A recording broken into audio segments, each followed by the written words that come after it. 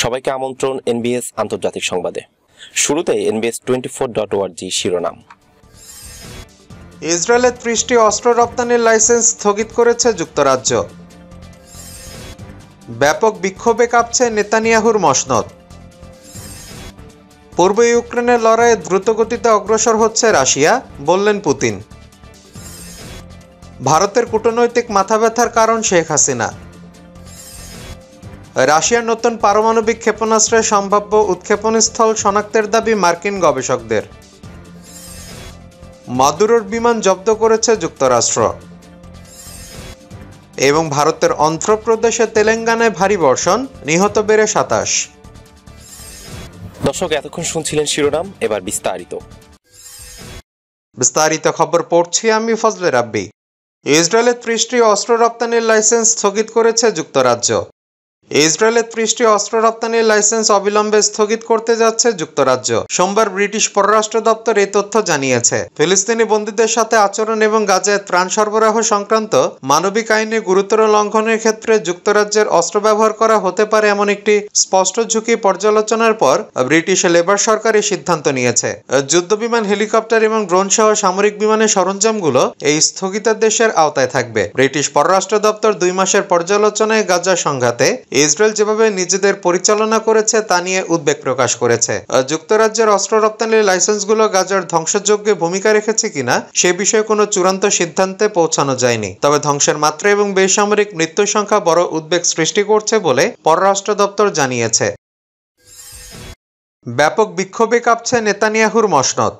গাজা উপত্যকা থেকে 6 জিম্মির মরদেহ উদ্ধারের পর ইসরায়েল জুড়ে ব্যাপক বিক্ষোভ ছড়িয়ে পড়েছে। বিক্ষোভে যোগ দিয়েছে দেশটির শক্তিশালী ট্রেড ইউনিয়ন হিসপ্রাউড। রোববার তারা ইসরায়েল জুড়ে ধর্মঘট চালিয়ে যাওয়ার ঘোষণা দেন। ইসরায়েলের তেল আবিব ছাড়া অন্য শহরগুলোতে বিক্ষোভ চলছে। ছবি ও ভিডিও ফুটেজে দেখা যায় লাখ লাখ মানুষের রাস্তায় নেমে এসেছে। তারা প্রধানমন্ত্রী বেনিয়ামিন নেতানিয়াহুকে ফ্যাসিস্ট এবং হাতে রক্তেরঞ্জিত বলে সম্বোধন করেন। তারা বলছেন, নেতানিয়াহু শুধু নিজের গদির কথা ভাবছেন, ইসরায়েলের জনগণের কথা নয়। এই প্রেক্ষাপটে সংকটে পড়েছে নেতানিয়াহু প্রশাসন। তাদের পদত্যাগের দাবি ক্রমেই জোরালো হচ্ছে। সিএনএন জানায় সোমবার বিক্ষোভে যোগ দেন ইসরায়েলের প্রধান বিরোধী নেতা ইয়ার লাপিদ। বিক্ষোভকারীদের প্রতি সমর্থন জানিয়ে তিনি সামাজিক মাধ্যমে লেখেন, হাজার হাজার ইসরায়েলি রাস্তায় নেমে এসেছে যাতে জিম্মিদের ফিরিয়ে আনা হয়। গণমাধ্যমে প্রকাশিত ছবিতে পুলিশকে বিক্ষোভকারীদের আটক ও দমনপীড়ন চালাতে দেখা গেছে। এএপি জানায় রোববার শুরু হওয়া বিক্ষোভ তেল আবিব ছাড়াও বিভিন্ন শহরে ছড়িয়ে পড়ে। তাদের কণ্ঠে নেতানিয়াহু বিরোধী নানা স্লোগান শোনা গেছে। তারা জিম্মিদের অবিলম্বে মুক্তির দাবি জানান। গত বছরের 7 অক্টোবর ইসরায়েলে হামলা চালায় ফিলিস্তিনের স্বাধীনতাকামী সংগঠন হামাস। এখন তারা 251 জনকে জিম্মি করে। এর মধ্যে গত শনিবার 6 জনের মরদেহ দক্ষিণ গাজার রাফা এলাকায় একটি সুড়ঙ্গ থেকে উদ্ধার করে ইসরায়েলি সেনারা। বলা হচ্ছে, যুদ্ধবিরতি শর্তে এই জিম্মিদের মুক্তি নিয়ে আলোচনা চলছিল। ইসরায়েলি সেনাবাহিনী জানায় গাজায় হামাসের হাতে এখনো 97 জন জিম্মি। যুদ্ধ চলাকালে নানাভাবে মারা গেছেন 33 জন। গত বছরের নভেম্বরে এক সপ্তাহের যুদ্ধবিরতির মধ্যে বেশ কয়েকজন জিম্মিকে মুক্তি দেওয়া হয়। জিম্মিদের স্বজনরা মনে করেন, এখনো যারা জিম্মি, ইসরায়েল সরকার তাদের মুক্তির জন্য কার্যকর কোনো পদক্ষেপ নেয়নি। জিম্মি ও নিখোঁজ ব্যক্তিদের পরিবারের ফোরাম বলছে, জিম্মিদের ফিরিয়ে আনতে আলোচনার মাধ্যমে একটি চুক্তির প্রয়োজন ছিল। তারা বলেন, কয়েক মাসের মধ্যস্থতা প্রচেষ্টার বিলম্ব আর অজুহাত না দেখালে ওই 6 জিম্মি হয়তো এখনো বেঁচে থাকতেন। একটি চুক্তিতে পৌঁছাতে জিম্মিদের পরিবার ইসরায়েল জুড়ে সাধারণ বিক্ষোভের ডাক দেয়। এর পরপরই ইসরায়েলের শক্তিশালী ট্রেড ইউনিয়ন হিসপ্রাউড এতে সমর্থন জানায়। হিসপ্রাউডের চেয়ার আর্নন ডার ডেভিড এক বিবৃতিতে বলেন, শুধু তাদের হস্তক্ষেপই সরকারকে নাড়া দিতে পারে। জিম্মি মুক্তিতে রাজনৈতিক কারণে একটি চুক্তির অগ্রগতি হচ্ছে না, এটা গ্রহণযোগ্য নয়। ইসরায়েলের সামরিক বাহিনীর মুখপাত্র রিয়ার অ্যাডমিরাল ডানিয়েল হাগারি বলেছেন, প্রাথমিক মূল্যায়ন অনুযায়ী ঘটনাস্থলে পৌঁছানোর অল্প সময় আগে হামাসের সদস্যরা 6 জিম্মিকে হত্যা করেছে। তবে কাতারে অবস্থানরত হামাসের কর্মকর্তা ইজ্জাত আল রিশক বলেন, জায়নবাদীদের বোমার আঘাতে জিম্মিরা নিহত হয়েছেন। পূর্ব ইউক্রেনের লড়াইয়ে দ্রুতগতিতে অগ্রসর হচ্ছে রাশিয়া, বললেন পুতিন। রাশিয়ার প্রেসিডেন্ট ভ্লাদিমির পুতিন বলেছেন, রুশ বাহিনী পূর্ব ইউক্রেনের দীর্ঘদিনের লড়াইয়ে যতটুকু অগ্রসর হতে পেরেছে এখন তার চেয়েও বেশি দ্রুত গতিতে আগাচ্ছে। প্রতিদিন সেখানে কয়েক বর্গ কিলোমিটার এলাকা দখল করে নিচ্ছে তারা। রুশ বাহিনী ইউক্রেনের প্রধান প্রতিরক্ষা রেখা ভেদ করার চেষ্টা চালানোর মধ্যে সোমবার পুতিন কথা জানালেন। ইউক্রেনের 18% এলাকা নিয়ন্ত্রণে রয়েছে রুশ বাহিনীর হাতে। 2023 সালে ইউক্রেনের রাজধানী কিয়েভ দখলের লড়াইয়ে ব্যর্থ হওয়ার পর রুশ বাহিনী ইউক্রেনের পূর্বাঞ্চলে লড়াইয়ে অগ্রসর হয়। গত 6 আগস্ট ইউক্রেনের সেনারা রাশিয়ার সীমান্তবর্তী কুর্স্ক অঞ্চলে আর ঢুকে পড়ে লড়াইয়ে অগ্রসর হতে থাকার পর রাশিয়ার সেনাবাহিনী সম্প্রতি কয়েক সপ্তাহ ধরে পূর্ব ইউক্রেনে হামলা বাড়িয়েছে। সে হামলার প্রসঙ্গে মস্কোর প্রায় 4500 কিলোমিটার দূরের তুভায় একটি সেকেন্ডারি স্কুলে পড়ুয়াদের উদ্দেশ্যে বক্তব্য রুশ প্রেসিডেন্ট পুতিন বলেন, আমরা ডনবাস অঞ্চলে দীর্ঘদিন এমন গতিতে অগ্রসর হয়নি। এখন আমরা 200 থেকে 300 মিটার অগ্রসর হওয়ার কথা ভাবছি না। রাশিয়া সশস্ত্র বাহিনী এখন 200 থেকে 300 মিটার নয়, বরং কয়েক বর্গ কিলোমিটার এলাকা এরই মধ্যে নিয়ন্ত্রণে নিয়ে আসছে। রুশপন্থী সামরিক ব্লগাররা জানিয়েছে, রুশ বাহিনী বর্তমানে পূর্ব ইউক্রেনের সেলিডোভে ও ইউক্রেনস্ক শহরে লড়াই করছে। তবে ইউক্রেনের পক্ষ থেকে রুশ বাহিনীর দ্রুত অগ্রসর হওয়ার দাবির বিষয়ে তাৎক্ষণিক কোনো মন্তব্য পাওয়া যায়নি। রুশপন্থী সামরিক বিশ্লেষক ইউরি পদুলিয়াকা বলেছেন, সেলিডোভে ইউক্রেনস্ক শহরে তুমুল লড়াই চলছে। রুশ ও ইউক্রেনীয় বাহিনী দুই সেখানে শক্তি বাড়াচ্ছে। ভারতের কূটনৈতিক মাথাব্যথার কারণ শেখ হাসিনা।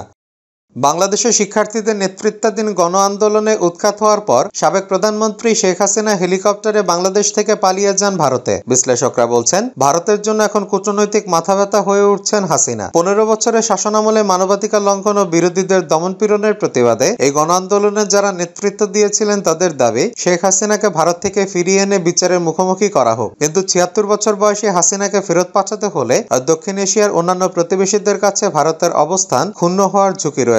বিশেষ করে দক্ষিণ এশিয়া আধিপত্য বিস্তারে যখন চীনের সঙ্গে দ্বৈরথ চলছে, এমন একটা সময় উদাহরণ অনেক ভালো দৃষ্টিতে নাও নিতে পারেন। বিরোধ সমাধান বিষয়ক থিঙ্ক ট্যাঙ্ক ইন্টারন্যাশনাল ক্রাইসিস গ্রুপের টমাস কিন বার্তা সংস্থা এএফপি কে দেওয়া সাক্ষাৎকারে বলেছেন, ভারত স্পষ্টতই তাকে বাংলাদেশে ফেরত পাঠাতে চায় না। এর ফলে নয়াদিল্লির সঙ্গে ভালো সম্পর্ক থাকা এই অঞ্চলের অন্যান্য নেতাদের কাছে একটা বার্তা পাঠানো হবে যে শেষ পর্যন্ত ভারত আপনাকে রক্ষা করবে না। বিষয়টা ভারতের জন্য খুব ইতিবাচক হবে না। এদিকে গত বছর মালদ্বীপে এমন এক প্রেসিডেন্ট নির্বাচিত হয়েছেন যিনি জেতার পরপরই নয়াদিল্লির বদলে কৌশলগতভাবে বেইজিং এর দিকে ঝুঁকে পড়েছেন। আবার হাসিনার পতনের ফলে ভারত এই অঞ্চলে তার ঘনিষ্ঠতম মিত্রকে হারিয়েছে। অন্যদিকে শেখ হাসিনার অধীনে যারা নির্যাতিত হয়েছেন তারা তার সরকারের সংগঠিত নির্যাতনের জন্য ভারতকেই অনেকাংশে দায়ী করেন। ভারতের হিন্দু জাতীয়তাবাদী প্রধানমন্ত্রী নরেন্দ্র মোদীর কূটনীতি সেই বৈরিতা ছড়াতে ভূমিকা রেখেছে। 84 বছর বয়সী নোবেল শান্তি পুরস্কার বিজয়ী ডক্টর মোহাম্মদ ইউনূসের নেতৃত্বে অন্তর্বর্তী সরকারকে সমর্থনের প্রতিশ্রুতি দিয়েছেন মোদী।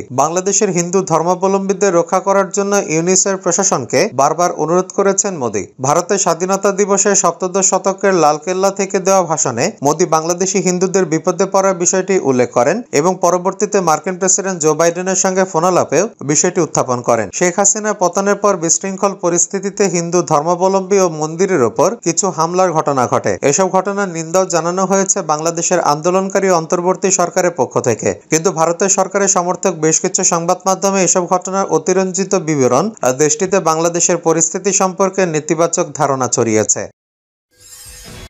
রাশিয়ার নতুন পারমাণবিক ক্ষেপণাস্ত্রের সম্ভাব্য উৎক্ষেপণস্থল শনাক্তের দাবি মার্কিন গবেষকদের।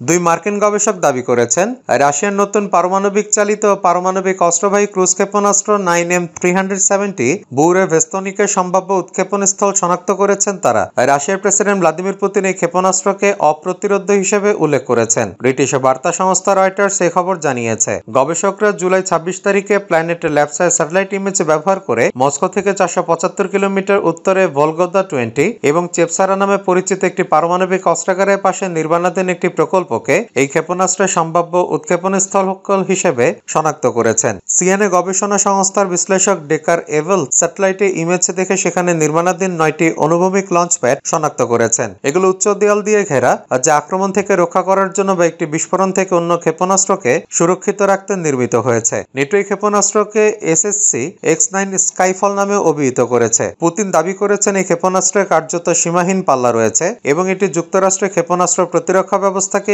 এড়িয়ে যেতে সক্ষম। তবে পশ্চিমা বিশেষজ্ঞদের মধ্যে অনেকে এই দাবি নিয়ে সন্দিহান এবং এই ক্ষেপণাস্ত্রের কৌশলগত মূল্য নিয়ে প্রশ্ন তুলেছেন। তাদের মতে বুরেভেস্তনিকা রাশিয়ার বিদ্যমান সামরিক ক্ষমতার কোনো উল্লেখযোগ্য যোগান দেবে না এবং এটি তেজস্ক্রিয়তা ছড়ানোর ঝুঁকি তৈরি করতে পারে। রাশিয়ার প্রতিরক্ষা মন্ত্রণালয় এবং ওয়াশিংটনের দূতাবাস এ বিষয়ে মন্তব্য করতে অস্বীকৃতি জানিয়েছে। যুক্তরাষ্ট্রের পররাষ্ট্র মন্ত্রণালয়, গোয়েন্দা সংস্থা CIA এবং অন্যান্য সংস্থা এ বিষয়ে কোনো মন্তব্য করেনি। তবে গবেষকরা মনে করছেন রাশিয়া সাম্প্রতিক বছরগুলোতে বগুড়া ভেস্তনিকের বিভিন্ন পরীক্ষা চালানোর পর এর বাস্তবায়ন নিয়ে এগোচ্ছে। এই ক্ষেপণাস্ত্র অতীত পরীক্ষার রেকর্ড খুব একটা ভালো নয় এবং নকশার সীমাবদ্ধতার কারণে কৌশলগত গুরুত্ব নিয়েও সন্দেহ রয়েছে। তবে গবেষকদের মতে এই ক্ষেপণাস্ত্রটি একটি রাজনৈতিক অস্ত্র হিসেবে ব্যবহৃত হচ্ছে, যা পুতিন তার শক্তিশালী নেতা হিসেবে ভাবমূর্তি গড়তে এবং যুক্তরাষ্ট্রকে সতর্ক করতে ব্যবহার করেছেন। মাদুরোর বিমান জব্দ করেছে যুক্তরাষ্ট্র। ভেনেজুয়েলার প্রেসিডেন্ট নিকোলাস মাদুরোর একটি বিমান আটক করেছে যুক্তরাষ্ট্র। মার্কিন কর্তৃপক্ষ দাবি করেছে বিমানটি $1,30,00,000 বিনিময়ে অবৈধভাবে কেনা হয়েছিল এবং দেশ থেকে পাচার করা হয়েছিল। মার্কিন বিচার বিভাগ সূত্রে সোমবার বিবিসি জানিয়েছে ফ্যালকন 900EX মডেলের বিমানটি জব্দ করা হয়েছিল আর ডোমিনিকান রিপাবলিকে। পরে এটিকে যুক্তরাষ্ট্রের ফ্লোরিডা অঙ্গরাজ্যে স্থানান্তর করা হয়েছিল। তবে কিভাবে এবং কখন বিমানটি ডোমিনিকান রিপাবলিকে গিয়েছিল সে বিষয়টি এখন স্পষ্ট নয়। সোমবার বিমানটির ট্র্যাকিং ডেটায় দেখা গেছে এটি ডোমিনিকান রিপাবলিকের রাজধানী সান্টো ডোমিঙ্গোর কাছাকাছি লা ইসাবেলা বিমানবন্দর থেকে রওনা হয়ে ফ্লোরিডার ফোর্ট লডারডেল বিমানবন্দরে পৌঁছেছে। বিষয়টি নিয়ে মাদুরো বা ভেনেজুয়েলা সরকারের পক্ষ থেকে তাৎক্ষণিক কোনো মন্তব্য পাওয়া যায়নি। মার্কিন কর্মকর্তারা জানিয়েছেন মার্কিন রপ্তানি নিয়ন্ত্রণ ও নিষেধাজ্ঞা আইন লঙ্ঘনের সন্দেহে বিমানটি আটক করা হয়েছে। একটি তদন্তে পাওয়া গেছে মাদুরোর সঙ্গে সংশ্লিষ্ট ব্যক্তিরা 2022 সালের শেষ দিকে এবং 2023 সালের শুরুর দিকে ফ্লোরিডা ভিত্তিক একটি কোম্পানির কাছ থেকে বেআইনিভাবে বিমানটি ক্রয় করেছিলেন। এই সময় তারা নিজেদের সম্পৃক্ততা আড়াল করতে একটি ক্যারিবিয়ান শেল কোম্পানিকে ব্যবহার করেছিলেন। পরবর্তীতে 2023 সালের এপ্রিলে যুক্তরাষ্ট্র থেকে ক্যারিবিয়ান হয়ে ভেনেজুয়েলায় অবৈধভাবে রপ্তানি করা হয়েছিল বিমানটি। বিমান জব্দের বিষয়ে ফ্লোরিডার সাউদার্ন ডিস্ট্রিক্টের ইউএস অ্যাটর্নি ম্যাকেনজি ল্যাপায়েন্টে জানান আর ডোমিনিকান রিপাবলিক কর্তৃপক্ষ মার্কিন সরকারকে বিমান জব্দ করার আয়োজনে অমূল্য সহায়তা দিয়েছে। ফ্লাইট রাডার 24 ওয়েবসাইটের তথ্য অনুযায়ী 2023 সালে এপ্রিলে ক্যারিবিয়ার সেন্ট ভিনসেন্ট এবং গ্রেনডাইনে কিংস্টনে পৌঁছানোর পর বিমানটিকে ভেনেজুয়েলার রাজধানী কারাকাসে উড্ডয়ন করা হয়েছিল। মার্কিন কর্মকর্তারা বলেছেন এটি পরবর্তীতে ভেনেজুয়েলার একটি সামরিক ঘাঁটি থেকে প্রায় উড়ানো হয়েছে। এমনকি অন্য দেশে সফর করার সময় বিমানটি ব্যবহার করেছেন মাদুরো। ভারতের অন্ধ্রপ্রদেশে তেলেঙ্গানায় ভারী বর্ষণ, নিহত বেড়ে 27। টানা বর্ষণে বিপর্যস্ত দক্ষিণ ভারতের দুই রাজ্য অন্ধ্রপ্রদেশ এবং তেলেঙ্গানা। বাড়ছে নদীর পানি, ফলে একাধিক জায়গায় বন্যার মতো পরিস্থিতি তৈরি হয়েছে। বর্ষণজনিত কারণে দুই রাজ্যে এখন পর্যন্ত 27 জনের মৃত্যুর খবর পাওয়া গেছে। এর মধ্যে অন্ধ্রপ্রদেশে 12 জন এবং তেলেঙ্গানায় 15 জনের মৃত্যু হয়েছে। অন্ধ্রপ্রদেশের পানির তোরে একাধিক মানুষের ভেসে যাওয়ার খবর এসেছে, ফলে মৃত্যুর খবর আরো বাড়তে পারে বলে আশঙ্কা। তেলেঙ্গানাতে একজনের নিখোঁজ হওয়ার খবর এসেছে। দুই রাজ্য মিলিয়ে বিপর্যস্ত কয়েক লাখ মানুষ, ক্ষতিগ্রস্ত কয়েক লাখ হেক্টর কৃষি জমি। নিম্নচাপের কারণে রবিবার থেকে অবিরাম বৃষ্টি, আর তাতে বিভিন্ন জায়গায় জলাবদ্ধতা তৈরি হয়েছে। সড়কের চিহ্ন মাত্র নেই, চারদিকে শুধু পানি আর পানি, কোথাও বুক সমান পানি, কোথাও আবার একটু কম। বিপর্যস্ত যান চলাচল, ঘরবন্দি হয়ে পড়েছেন হাজার হাজার মানুষ। ইতিমধ্যে উদ্ধার কাজে নেমেছে রাজ্য এবং জাতীয় দুর্যোগ মোকাবেলা টিমের সদস্যরা। সরকারি সূত্র অনুযায়ী দুই রাজ্যে উদ্ধার কাজ এবং ত্রাণ সরবরাহের জন্য জাতীয় দুর্যোগ মোকাবেলা দলের 26টি টিমকে মোতায়েন করা হয়েছে। অন্ধ্রপ্রদেশের নিরাপদ জায়গায় সরিয়ে নিয়ে যাওয়া হয়েছে প্রায় 17,000 মানুষকে।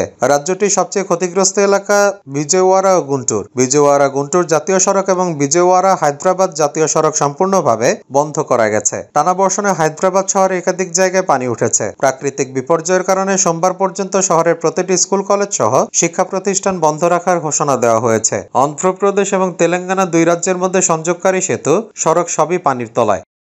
দর্শক, এই ছিল এখনকার মতো। আমাদের পরবর্তী সংবাদ দেখার আমন্ত্রণ জানিয়ে বিদায় নিচ্ছি আমি শফিউল আলম আরাফ।